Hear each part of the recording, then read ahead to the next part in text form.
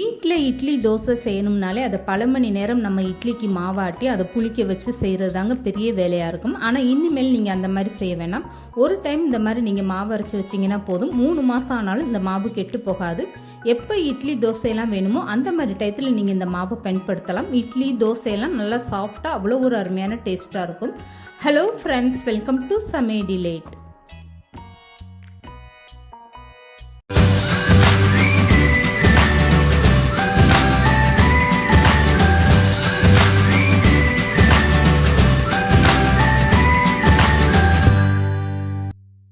இப்போ இந்த இட்லி மாவு தயார் பண்ணுறதுக்காக காப்படி உலக்கில் 2 உலக்கு அளவுக்கு நான் ரேஷன் புழுங்கல் அரிசி எடுத்திருக்கேன். நீங்கள் இட்லி அரிசி கூட எடுத்துக்கோங்க. இப்போ இந்த ரேஷன் புழுங்கல் அரிசியில் கல் தூசி எதுவுமே இல்லாத அளவுக்கு நல்லா க்ளீன் பண்ணி எடுத்துருங்க. நான் அரிசியோட அளவுன்னு பார்த்தீங்கன்னா 1 கிலோ அரிசியோட அளவாக நான் எடுத்திருக்கேன். இப்போ 2 உலக்கு அளவுக்கு நான் அளந்து புழுங்கல் அரிசி சேர்த்துட்டேன். இது கூடவே 1 கையளவுக்கு பச்சரிசியும் நான் சேர்த்துக்கிறேன். இதுவுமே ரேஷன் பச்சரிசி தான் நான் சேர்த்துருக்கேன். ரேஷன் அரிசிலே உங்களுக்கு இட்லி பார்த்தீங்கன்னா நல்லா சாஃப்டாக பஞ்சு போல் ரொம்பவே சூப்பராக இருக்கும். இப்போ இந்த புழுங்கல் அரிசியை நல்லா 3லேருந்து 4 டைம் நல்லா கழுவி எடுத்துக்கோங்க. ரேஷன் அரிசின்றனால உங்களுக்கு வாசனை எதுவும் இல்லாத அளவுக்கு நல்லா கழுவி எடுத்துக்கோங்க. இப்போ இந்த இட்லி மாவுக்கு உளுந்தோட அளவு அளந்து எடுத்துக்கலாம். இதுக்காக நான் 100 கிராம் உலக்கில் 2.5 உலக்கு உளுந்து அளந்து எடுத்திருக்கேன். 1 காப்படி உலக்குக்கு 1.25 அளவுக்கு உளுந்து அளந்து எடுத்துக்கோங்க. இட்லி மாவுக்கு நீங்கள் உளுந்து தேர்ந்தெடுக்கும் போது நல்ல நயமான உளுந்தாக கேட்டு வாங்கிக்கோங்க. அப்போ தான் உங்களுக்கு இட்லி நல்லா சாஃப்டாக இருக்கும். இப்போ இந்த உளுந்தையுமே 2-3 டைம் தண்ணி சேர்த்து நல்லா கழுவி எடுத்துடலாம். இப்போ பாருங்கள், நான் அரிசியை 5-6 டைம் நல்லா கழுவி எடுத்துட்டேன். இட்லிக்கு நீங்கள் ரேஷன் அரிசி பயன்படுத்தினீங்கன்னா அதை நல்ல பிசுபிசுப்பு தன்மை போகிற வரைக்கும் நல்லா கழுவி எடுத்துக்கோங்க. இப்போ உளுந்தையுமே நான் நல்லா கழுவி எடுத்துட்டேன். இப்போ நான் திரும்பவுமே மாவோட அளவு உங்களுக்கு கரெக்டாக சொல்கிறேன். இந்த உலக்கில் நான் 2 உலக்கு புழுங்கல் அரிசியும் 1 கை அளவுக்கு பச்சரிசியும் சேர்த்துருக்கேன். இது 1 கிலோ அரிசி கணக்கு. 1 கிலோ அரிசிக்கு பார்த்தீங்கன்னா உளுந்தோட அளவு இந்த சின்ன உலக்கில் நான் 2.5 உலக்கு அளவுக்கு சேர்த்துருக்கேன். இப்போ கழுவுன அரிசியை நீங்கள் ஒரு வெள்ளை துணியில் காய போட்டு இது ஈரமே இல்லாத அளவுக்கு நல்லா காய வச்சு எடுத்துக்கோங்க. கையில் தொட்டு பார்த்தீங்கன்னா கொஞ்சம் கூட ஈரம் இருக்கக்கூடாது. இதுக்கப்புறமா 3 ஸ்பூன் அளவுக்கு இதில் ஜவ்வரிசி சேர்த்துக்கோங்க. மாவு ஜவ்வரிசி இது சேர்க்கும் போது உங்களுக்கு இட்லி நல்லா பஞ்சு போல் வரும். இப்போ உளுந்தையுமே நான் நல்லா காய வச்சு எடுத்துட்டேன்.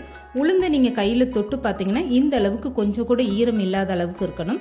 இப்போ இது கூடவே 1/2 ஸ்பூன் அளவுக்கு வெந்தயமும் சேர்த்துக்கோங்க. இதுக்கப்புறமா ஒரு பாத்திரம் வச்சுட்டு இந்த அரிசியை கொஞ்சம் கொஞ்சமாக சேர்த்துட்டு லேசாக வறுத்து எடுத்துக்கோங்க. அரிசி வறுக்கும் போது ஸ்டவ்வை நல்லா மீடியமாக வச்சுக்கோங்க. அரிசியோட கலர் மாறிடக்கூடாது. கொஞ்சம் நெஞ்சம் ஈரம் இருந்தாலுமே இந்த மாதிரி நீங்கள் அரிசியை வறுக்கும் போது அந்த ஈரத்தை நல்லா இழுத்துரும். அரிசி நீங்கள் அதிக நேரம் வச்சு வறுக்கக்கூடாது. கரெக்டாக ஒரு 3 நிமிஷம் வறுத்து எடுத்தீங்கன்னா போதும். அரிசியை கையில் தொட்டு பார்த்தீங்கன்னா லேசாக சூடாக இருக்கணும். ஆனால் அரிசியோட கலர் மாறக்கூடாது. இந்த மாதிரி நீங்கள் எல்லா அரிசியுமே கொஞ்சம் கொஞ்சமாக சேர்த்து வறுத்து எடுத்துக்கோங்க. இந்த மாதிரி எல்லா அரிசியுமே நீங்கள் வறுத்துட்டு நல்லா ஆற வச்சுக்கோங்க. அரிசி வறுக்கும் போது கலர் மாறிடுச்சுன்னா அப்போ நம்ம செய்யக்கூடிய இட்லி தோசையோட கலருமே மாறி போயிடும். அதனால அரிசி எந்த ஒரு கலருமே மாறக்கூடாது. இப்படி தொட்டு பார்த்தா லேசாக சூடாக இருந்தால் போதும். இப்போ அரிசி எல்லாமே வறுத்து எடுத்தாச்சு. இதுக்கப்புறமா உளுந்தம்பருப்பையுமே சேர்த்துட்டு அதே 3 நிமிஷம் இந்த மாதிரி நீங்கள் வறுத்து எடுத்துக்கோங்க. உளுந்தம்பருப்பு வறுக்கும் போதுமே உங்களுக்கு உளுந்தம்பருப்பு கலர் மாறாத அளவுக்கு லேசாக சூடானா போதும். இந்த அளவுக்கு நல்லா வறுத்து எடுத்துட்டு ரெண்டையுமே நல்லா ஆற வச்சு எடுத்துக்கோங்க. இப்போ இந்த மாவை நான் 1 கிலோ அளவு கலந்து எடுத்துருக்கிறதுனால வீட்டிலேயே நான் மிக்ஸி ஜாரில் அரைச்சிக்கிறேன். நீங்கள் அதிக அளவில் 2 கிலோ 3 கிலோன்னு அரைக்கும் போது நீங்கள் ரைஸ் மில்லில் கொடுத்து மிஷினில் அரைச்சி எடுத்துக்கோங்க. இப்போ கொஞ்சம் அரிசியை நான் மிக்ஸி ஜாரில் சேர்த்துட்டு இதை நான் நல்லா பவுட்ரு பண்ணி எடுத்திருக்கேன். இப்போ இந்த மாதிரி ஜல்லடை வச்சுட்டு கீழே ஒரு அகலமான பாத்திரம் வச்சு இந்த மாவை சலிச்சு எடுத்துக்கோங்க. வீட்டில் அரைக்கும் போது இந்த மாதிரி கொஞ்சம் கொஞ்சமாக நீங்கள் அரைச்சிக்கோங்க. அப்போ தான் மிக்ஸி சூடாகாமல் இருக்கும். இதே நீங்கள் ரைஸ் மில்லில் கொடுத்து அரைக்கும் போது ஒரே நேரமாக உங்களுக்கு வேலை முடிஞ்சிடும். நான் வீடியோக்காக இந்த மாதிரி வீட்டில் அரைச்சி காட்டியிருக்கேன். அரிசியை காய வச்சு அரைக்கிறதுனால உங்களுக்கு மிக்ஸி ஜாரில் அவ்வளோ ஈஸியாக அரைப்படாது. அதனால் இந்த மாதிரி கொஞ்சம் கொஞ்சமாக சேர்த்து அரைச்சி எடுத்துக்கோங்க. இப்போ அரைச்ச மாவு நீங்கள் கையில் எடுத்து பார்த்தீங்கன்னா இந்த அளவுக்கு லேசாக குருணையாக தான் இருக்கும். சலிச்சு எடுத்துட்டு நீங்கள் திரும்பவுமே ஒரு டைம் மிக்ஸி ஜாரில் சேர்த்து நல்லா வலுவலுன்னு அரைச்சி எடுத்துக்கோங்க. இந்த அரிசி மட்டும் நீங்கள் 2 டைம் அரைக்கிற மாதிரி இருக்கும். இப்போ நான் கையில் எடுத்து காட்டுறேன் பாருங்கள், லேசாக ரவா பக்குவத்தில் இருக்குது. இதை நான் திரும்பவுமே ஒரு டைம் மிக்ஸி ஜாரில் சேர்த்து அரைக்கும் போது அது நல்லா நைஸாக அரைப்பட்டு வந்துடும். வீட்டில் நீங்கள் மாவு அரைக்கும் போது இந்த மாதிரி ஃபஸ்ட்டு எல்லா அரிசி மாவுமே நீங்கள் அரைச்சி எடுத்துக்கோங்க. அதுக்கப்புறமா நல்லா சலிச்சு எடுத்ததுக்கப்புறம் 2வது டைம் ஒரு டைம் நீங்கள் நீங்கள் மிக்ஸி ஜாரில் சேர்த்து இதே மாதிரி நீங்கள் அரைச்சி எடுத்துக்கோங்க. இப்படி அரைச்சி எடுக்கும்போது உங்களுக்கு இட்லி வந்து நல்லா சாஃப்டாக வரும். குருணையாக அரிசி இருந்தால் உங்களுக்கு அவ்வளோ நல்லா இருக்காது. இப்போ வந்து அரிசி எல்லாமே இந்த மாதிரி அரைச்சி எடுத்துட்டு நல்லா சலிச்சு எடுத்தாச்சு. மாவு பக்குவத்தில் இருக்குது. இப்போ பாருங்கள், மாவு வந்து எல்லாமே நல்லா அரைச்சி எடுத்தாச்சு. இந்த மாதிரி 1-2 மட்டும் அரைப்படாமல் இருக்குது. இதை வந்து உளுந்து அரைக்கும் போது அதோட சேர்த்து நீங்கள் திரும்பவுமே அரைச்சி எடுத்துக்கோங்க, வேஸ்ட் பண்ண வேண்டாம். இப்போ அரைச்ச மாவை நான் கையில் எடுத்து காட்டுறேன் பாருங்கள், எந்த அளவுக்கு நல்லா வலுவலுன்னு அரைப்பட்டிருக்குன்னு. இப்போ வந்து அதே மிக்ஸி ஜாரில் கொஞ்சம் கொஞ்சமாக உளுந்தம்பருப்பையும் சேர்த்துட்டு நல்லா அரைச்சி எடுத்துக்கோங்க. உளுந்தம்பருப்பு வந்து உங்களுக்கு நல்லாவே ஈஸியாக அரைப்பட்டு வந்துடும். அதனால அதை வந்து நீங்கள் சலிக்க வேண்டாம். ஒருவேளை உங்களுக்கு 1-2 பாதி அரைப்படாமல் இருக்கிற மாதிரி இருந்தால் நீங்கள் சலிச்சு எடுத்துக்கோங்க. இப்போ உளுந்தம்பருப்பு அரிசி எல்லாமே சேர்ந்து நல்லா வலுவலுன்னு அரைச்சி எடுத்தாச்சு. இதுக்கப்புறமா இது ரெண்டையுமே சேர்த்து இந்த மாதிரி நல்லா மிக்ஸ் பண்ணி விட்டுருங்க. கரண்டி வந்து ஒரு ஈரமில்லாத கரண்டி போட்டு நல்லா மிக்ஸ் பண்ணி விட்டுருங்க. அதுக்கப்புறமா கை வச்சுமே இந்த மாதிரி நல்லா மிக்ஸ் பண்ணி விட்டுருங்க. இப்போ வந்து ரொம்பவே சூப்பரான ரெடிமேடு இட்லி மாவு தயாராகிடுச்சு பாருங்கள். இதுக்கப்புறமா இந்த மாவை பயன்படுத்தி எப்படி இட்லி ஊற்றுறதுன்னு பார்க்கலாம். இப்போ இதுக்காக கலந்து எடுத்துக்கிட்டே இட்லி மாவு நான் 2 கப் அளவுக்கு எடுத்திருக்கேன். இந்த மாவை வந்து ஒரு கிண்ணத்தில் சேர்த்துக்கோங்க.